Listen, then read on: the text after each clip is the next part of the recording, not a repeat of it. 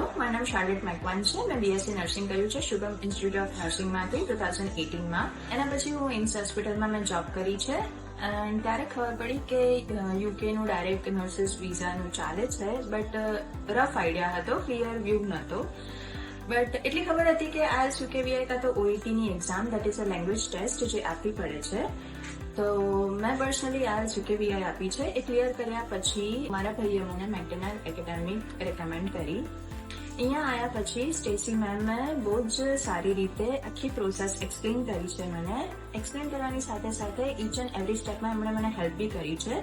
That is કે મારું interview book કરી આપ્યું, ઇન્ટરવ્યૂ પ્રિપરેશનમાં બી હેલ્પ કરી, ઇન્ટરવ્યૂ પાસ થયા પછી રજિસ્ટ્રેશનની પ્રોસેસમાં હેલ્પ કરી, સીબીટીનું પ્રિપરેશન, એનું મટીરિયલ બધું જ પ્રોવાઈડ કર્યું બહુ જ સારી રીતે. ઇવન વચ્ચે વચ્ચે કોઈ ક્વેરીઝ કે ડિફિકલ્ટી બી હોય તો ક્યારે બી એમને કોન્ટેક્ટ કર્યો હોય ને તો એ બહુ જ સારી રીતે આન્સર આપે છે.